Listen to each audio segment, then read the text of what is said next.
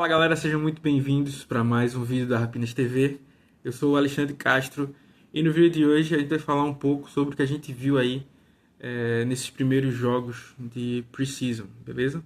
Algumas impressões sobre o roster que deve ser fechado logo após aí o jogo de sexta-feira, que inclusive terá transmissão aí da Rapinas TV, que inclusive se você for membro, né, você nos ajuda a manter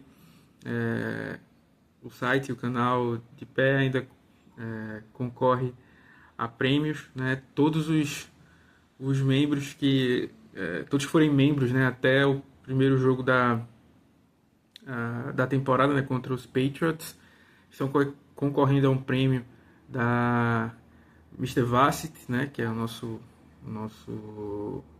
parceiro aqui.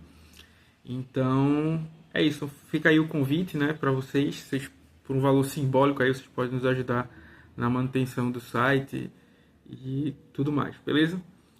Bom, falando um pouco sobre esses dois jogos, sobre o que a gente viu de Pre-Season, sobre o que rolou de lesão e tal. Primeiro explicar pra galera que esse último jogo, quem você vê jogando muito, né, tendo muitos snaps, provavelmente não vai fazer o roster, tá? Quem já está garantido, vamos dizer assim, joga cada vez menos, né? Então por isso que a gente não viu o Tyrese Knight jogando na semana passada. Parece que o Seahawks basicamente já viu o que ele queria ver do Tyrese Knight. Então a ideia é que vão jogando aquela galera que está no finalzinho do roster aí para tentar sonhar com a posição 53, né, do roster. E daí alguns pontos são importantes, né? Semana passada a gente colocou 3 jogadores ontem a gente colocou 3 jogadores na IR, né? Tendo visto o que aconteceu nos treinos da semana passada, o Jake Bobo, o Bud Clark e o Mason Richman, né?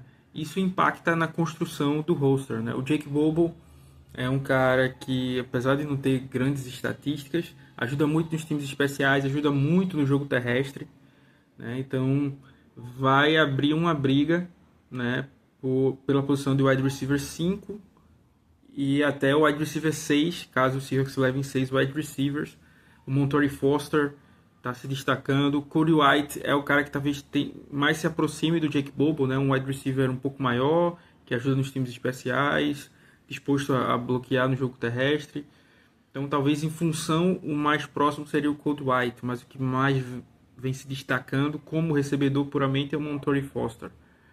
Ainda tem o Emmanuel Henderson correndo por fora, que ajuda nos times especiais também. Então é mais um cara para ficar de olho. A lesão do Bud Clark também complica um pouco as coisas, porque ele era um cara versátil, né, que poderia jogar nas duas funções de safety, de nickel.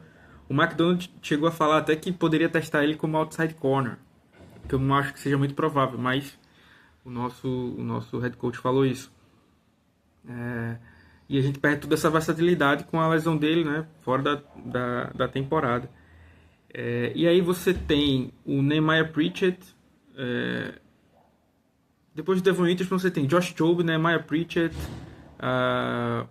Noah Igbinoghene, Julian Neal, Trevon Diggs, e aí você tem o Josh Jobe, que não é nenhuma garantia, o Nehemiah Pritchett, que é horroroso, né, como eu gosto de brincar. O Nehemiah Pritchett é o Josh Jobe ruim, sendo que o Josh Jobe já é ruim. Então, o Julian Neal tem uma lesão que não foi divulgada até agora o que é, então fica mais difícil ainda saber a gravidade da situação. O Igbinoghene é um cara que jogou até bem a primeira partida, mas a segunda já foi mais o Igbinoghene que a gente conhece. Então, pensando em profundidade de roster, isso é uma questão. O Trevon Diggs chegou, tem um talento imenso, mas como a gente falou no outro vídeo aí, o pouco que a gente viu dele em campo, assim, nos treinos, é muito pouco, tá? Muito pouco. Mas ainda parece um cara que está travado, ainda meio enferrujado, vamos dizer assim. Então, também não é um cara que talvez vai ajudar de começo. Com essa lesão do Clark, como eu falei, e essa fraqueza aí, eu tenho grandes... acho que é bastante provável que o Seahawks vai trocar por um defensive back antes dos 53. como o time já fez em alguns outros momentos. Não uma troca grande, tá? Mas alguém para ser uma aposta mais viável. Eu penso que isso possa acontecer, seja um safety ou seja um corner. Eu acho que isso deve acontecer, porque as opções ali, Rodney Thomas, que é de safety, se machucou também, passou por uma cirurgia, mas deve jogar esse último jogo. O AJ Thielen é um cara que veio de uma lesão da temporada passada, então não é nenhum nome absoluto. Então talvez para... E os Seahawks estavam apostando muito nessa versatilidade dos jogadores que eles têm ali, né? Só que aí já tem o DeAnthony Bell, que vai preencher a função do Nick Emanuori nas primeiras semanas, enquanto não acredito muito que o Emanuori esteja disponível para a semana 1. Então, uma coisa para ficar de olho. Por fim, a lesão do Mason Richman, que talvez seja a que menos chamou a atenção, mas que tem um valor, um significado interessante, né, se você prestar atenção. O Seahawks não tem tantos jogadores assim para trocar para outros times, né? Ou seja, que interessam em outros times. Dois caras que talvez servissem como capital aí para troca seria o Olu Oluwatimi e o Christian Haynes, né? O center e o guard. Porque você tem que pensar, o jogador para troca é aquele jogador que não é bom para fazer, não é tão bom para fazer falta para o seu time e não é tão ruim que ninguém queira ele, né? Então tem que achar esse meio termo. E o Olu é um cara que tem muita experiência já teve experiência como center titular, e isso aí importa para muitos times. Tá no último ano de contrato, então também não é que a gente vai trocar ele por uma terceira rodada, uma coisa do tipo. O Christian Haynes é um cara que foi uma terceira rodada, então ainda tem um pouco desse pedigree aí do valor da escolha. E então os dois poderiam até servir aí de troca. Porém, a lesão do Mason Richman coloca uma interrogação. Por quê? Porque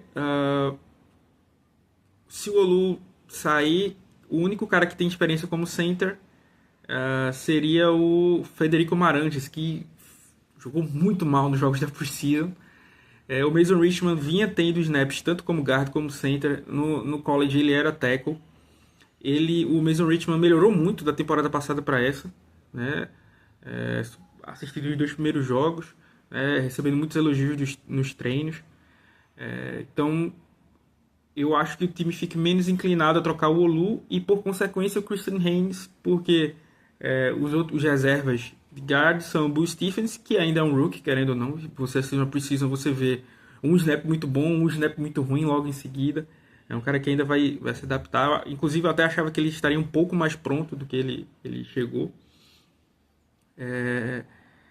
E depois dele, o Bryce Caboto, que é um cara que eu até tinha em boa conta no draft do ano passado, mas ficou lá pro final do roster. Ele é como se fosse a última opção, né?